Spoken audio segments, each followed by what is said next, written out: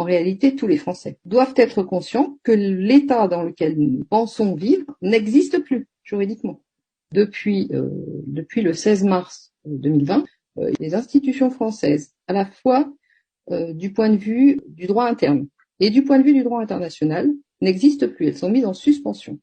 Elles ne sont plus valides, au sens où elles ne fonctionnent plus. Donc l'État français n'existe plus. D'accord ? Au niveau juridique, il est dans un état de vide juridique. Parce que rien ne le remplace officiellement, on n'a même pas acté sa disparition officielle, mais officieusement, juridiquement, il n'existe plus. Voilà, donc ça c'est le constat. Je ne porte pas de jugement de valeur, j'établis un diagnostic juridique.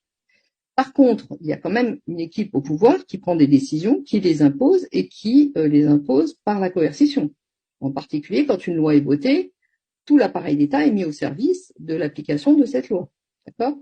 On est dans le cadre d'un abus de droit international public où un État n'existe plus, mais les fonctions régaliennes ont été détournées au profit d'une instance qui dirige et dont on ne sait pas exactement, on n'a pas exactement identifié qui était derrière. Néanmoins, on sait que quand on est en état de guerre, on est sous propagande de guerre. Et là, la propagande de guerre n'est pas franco-française.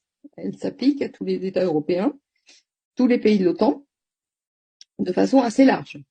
Donc ça veut dire que on peut en déduire assez logiquement que les instances qui ont pris le contrôle de la France ne sont pas des instances nationales. Nous sommes au service d'entités qui n'ont pas été nommément désignées, même si on peut globalement comprendre d'où elles viennent. Elles viennent de l'OMS, elles viennent de Davos, elles viennent de tout ça.